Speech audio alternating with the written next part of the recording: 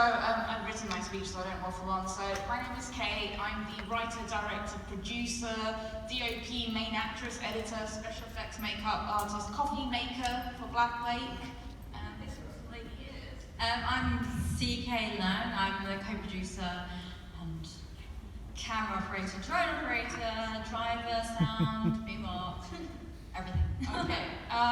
So there are many other roles, but I might run out of time. I really hope you all enjoyed the film. I'm not sure if that's the right word. Right, so I imagine a lot of you have quite a few questions.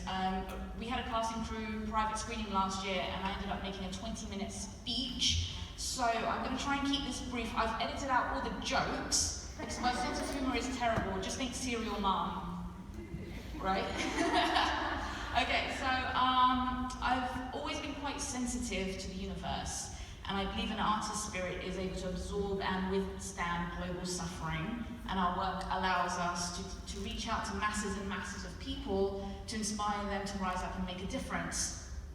When it came to making Black Lake, I saved up to finance the film, got my script together and decided to film in Pakistan, because that's where the story begins. When I got to Pakistan, everything fell through. My cast, my crew, everybody bailed on me, so I needed to get a new cast and crew, but a lot of men were holding the women back there. So I made a decision to film in a village working with poor families. I provided them with clean water, clothes, footwear. Nasima, the little girl you see in the Pakistani locations, she's the heart of the film, and she's actually just a beggar girl. And she'd never been in a car, never been in front of a camera, behind a camera, so it was just amazing to see her face light up when we met. She started to call me Big Sister, which was just so lovely. And she was really bold. I got to hold venomous snakes, film real alligators. I had to ask the people accompanying me to keep an eye on the lake when I was going in for the close-ups. I was like, Mum, just stand there. I'm looking through the lens. If I get dragged away, it's your job to protect me from the crocs. So I risked a hell of a lot to make Black Lake. It was driven by the stories and voices of women that had no voice, and it was fueled by the times in my life where I couldn't speak or wasn't heard. So I came back to London after filming just a trailer in Pakistan, got a day job, got a team together to film in Scotland. This is all my money, by the way. It was horrific. I ended up firing everyone. It was a huge decision to reshoot, but I couldn't have that negative experience shown on screen. So I decided I'd have to put myself through it, but most of all, put this one through it. So despite the challenges, I believe art allows us to transform ourselves, and I create in the hope that it transforms others too.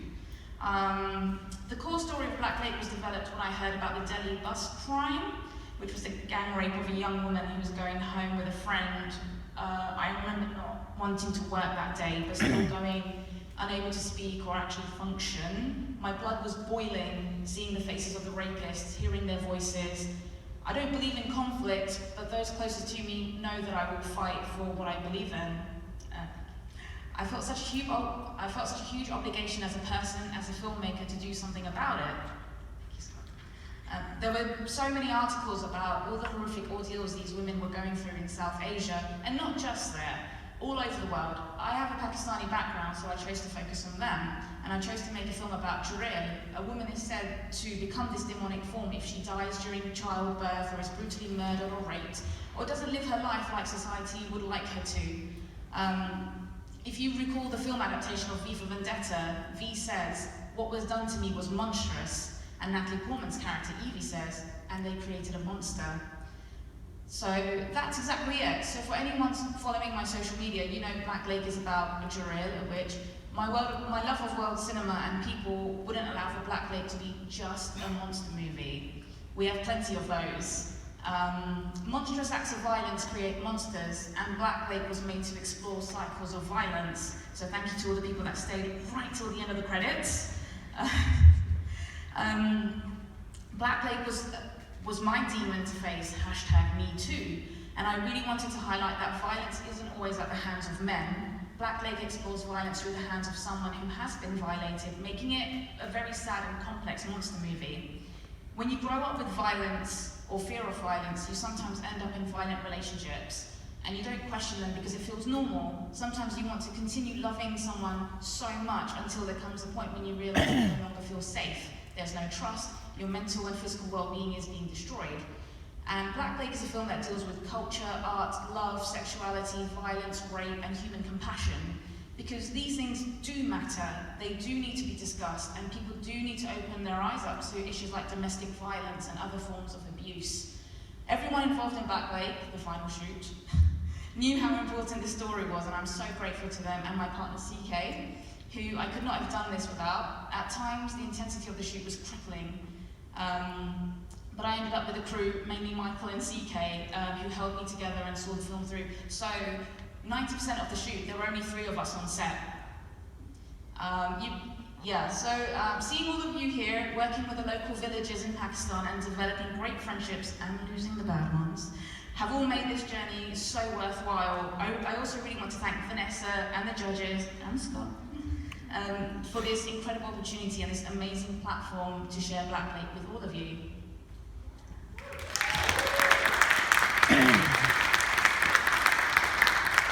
So I want to make sure that everybody gets to speak. So I'm ready to take some questions from the audience, and this is where my amazing track and field skills come in. I know that you said initially you didn't plan to play the role of the main actress, so how did you prepare to play a role that you weren't prepared to play? I've been playing this role for 10 years. I've been waiting for this.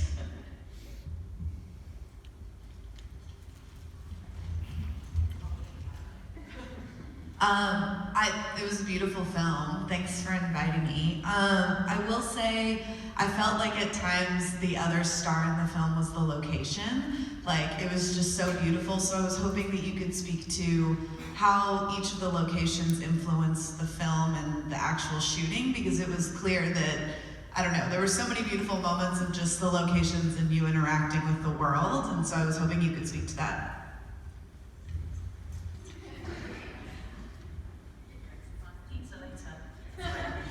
Great question. So the story originates from Pakistan, so I wanted to go out to Pakistan to film bits, but I don't like to inconvenience people, so I like to find very isolated places. So I thought, a necropolis, you know, people stay away from it. There's always ghost stories, so, and I tend to gravitate towards those. And when it came to the Scotland location, I basically went on Airbnb and I found a house in the middle of nowhere, got in touch with, they conveniently by a lake. Got in touch with the owners who hadn't put it up on, well, it wasn't available yet. I told them what the film was about, and they were like, you know what, we're artists, we're going to Iceland for a couple of weeks, use our house. So, and we just ended up with such a great relationship with them that we went back at least 5 times throughout, over the course of 2 years maybe, and it was just amazing how supportive they were, and we got to experience all the different transformations and seasons and things.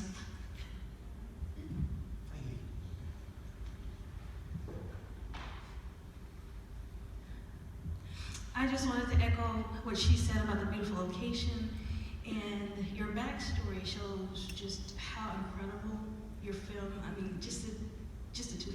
You said sometimes only 3 people. That's incredible. And it was beautiful, and it was darkly tragic and moving, and it moved me. So I'm sorry, but what I wanted to know is how long to make. Which is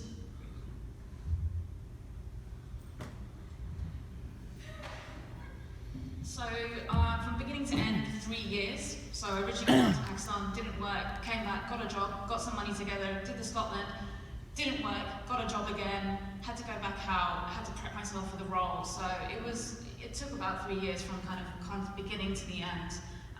It was draining. I ended up just being really unhappy at some points, but we pulled through.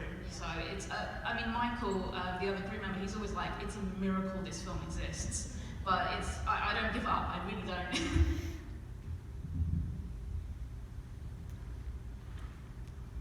Absolutely beautiful piece of work, art, altogether. When you started, I mean, especially the cinematography and the sound design are outrageously beautiful. When you started, did you plan to have such dark and colorful images and so many like extreme close-ups, or did that just kind of happen and evolve? How did you get your sound designer and work through that aspect of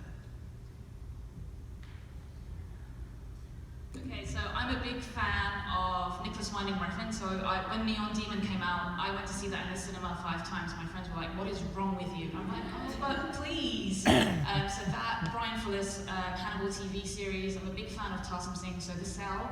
So the Fantastic Planet scene is a homage to that. So this is a big love letter to a lot of my favorite directors. When it came to the sound. I met Darren, who's Burning Tapes. He did the score. Yeah, I think he just liked and posted mine on Instagram. I was like, "Oh, you do music?" And we got talking. He liked the same kind of films I did, and it was a great collaboration there. And then the other music is licensed, so I'm very particular with how the film sounds. So I had a couple of my favorite artists try to get Massive Attack, but it was just taking too long, and we just had some amazing artists on board. When I interviewed for a sound designer, Tatsujiro came along, and he's Japanese, and I'm a big fan of East Asian horror, and I thought, this guy's gonna know exactly what I want. So we got talking, and he just made magic with this film. So. I think what was really interesting to me is that as expressionistic as this film is, it still feels deeply personal.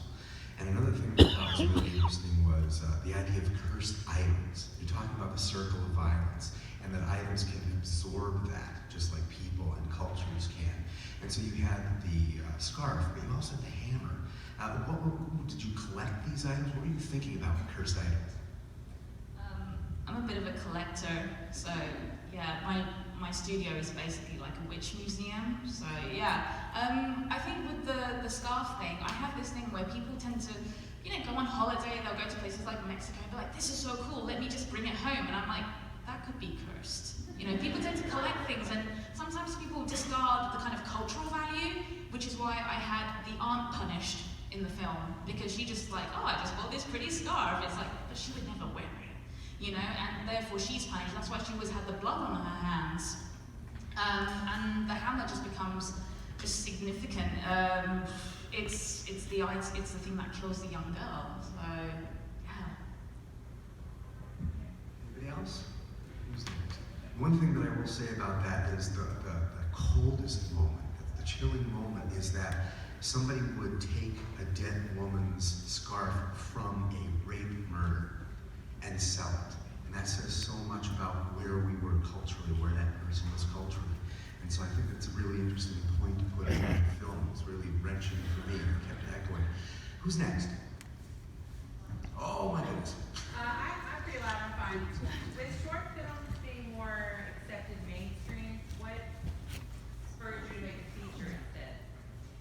I'm going to be very loud back. I guess I've been making films for about 13 years, and with Black Lake, it's almost like I was preparing to make a feature, and I think the concept is so complex.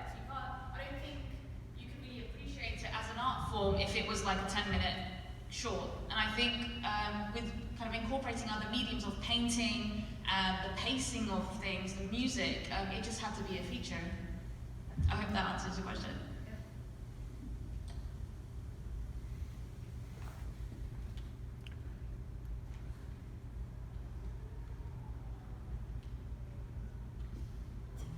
Well, I did want to talk about color as well, because color was so profound in this film. You talk about Nicholas Winding Refn. Did you have certain colors that meant certain things to you in this expressionist piece at different points in the film? All right. So when I was out traveling in Pakistan, I noticed when we drove past villages that these kind of young poor girls would be walking around wearing really vibrant colors, and I thought you'd think that would be quite strange. You'd think they're poor people, they'd kind of wear kind of pastel colors and things. So these beautiful young kind of poor girls would be wearing vibrant green and vibrant red, and I thought, when I saw the red I actually saw the color red on someone, and I went to the market. I was like, this is what I want. And then it kind of fed into the whole idea of like Red Riding Hood, and the kind of menstrual cycle and all sorts of things. So it just tied in. And I did want the film to kind of transition between the colours, like the blue colours Aria first starts to use, and then it kind of gets darker into the red and then the black. So yeah, there is quite a transition with the palette there. Okay, and I'll hog the microphone. Anybody else? No? I'm gonna hog it. So let's talk about water. So water means a lot of different things. You talked about Leung in the very beginning. So let's talk a little bit about what water means in your film. So one of my first short films was called Water, actually. So it's just something. It's interesting because at the moment in South Asia there's a big water crisis. So I think in regards to Black Lake, water being kind of related to femininity, psyche, the subconscious, and I'm really into my dream psychology. So for me it's very significant. The idea of like a spirit or a voice traveling through water and through earth and air. So the film has a very elemental feel about it, which was a big focus on the score. So when we released the soundtrack last year on vinyl, we sold out in a day. And it was interesting because a lot of those people knew nothing really about the film, but so many people who reviewed the soundtrack said it felt elemental. They felt that watery kind of like elements, and that was just amazing. So that's what we wanted. I was actually, I had night terrors for about 6 months after the movie, and the moment we released the soundtrack, it stopped. So I'm glad I could sleep. So it was just so important for people to hear the voiceless woman before seeing the film. So that was a big thing for me. Yeah. And any other questions?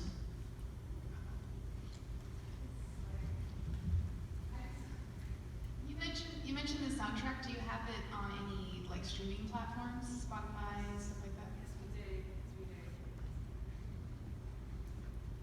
So the soundtrack is available on all streaming platforms. We did a limited edition run on vinyl. We did 300 copies. So we are hoping to do a second run this year, but you can get it on iTunes, Amazon, Spotify. Anyone else? I want to thank you. Oh, here we go. Double dipping, are we? Rather than burning the scarf, instead she almost uses it as inspiration, and that is when her art starts to really flow. Can you speak about that? So, speaking from personal experience, one of the nights we were planning to wrap up the film, which we did not, we had a really haunting experience, and Sei-Kai said to me, leave it, leave the scarf, leave the costume, we're getting out of here, because things got really scary. And I said, no. I said, we're gonna cleanse the house, we're gonna cleanse the area, I'm taking the wig and the costume cost loads, and I'm gonna take the scarf. And we drove all the way back to London, like a 10-hour car drive, and I held the witch in my lap all the way through, because it's a reflection on me. I'm not the kind of person that would burn a scarf just because it's haunted or something like that. It's just, for me, it's a cry for help, you know, and it was just such a pivotal moment for me to make that choice of kind of trying to end that cycle of violence. It's like, I'm not going to burn this stuff, I'm going to deal with it, I'm going to embrace it and listen to it. So it was all about listening and being inspired by that. Well, I want to thank everybody for staying through. Oh, you have one more? Okay, we got just enough time for one more. Great film, I loved it. I just want to know what's next and where can we follow you on social media?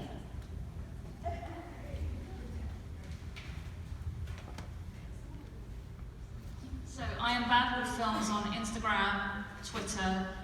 Please feel free to add me on Facebook as well. What's next? I'm reworking my first film, my first feature, which I finished 5 years ago. It just wasn't a good political time for that particular movie because it was entirely shot in Pakistan. It's about a Muslim girl who's dealing with jinn possession. So that's currently being re-edited and hopefully festival ready for next year. And I've finished the script for the third feature too, so brace yourselves. Thank you so much, everybody. Thank you for coming. Next is Socially Conscious.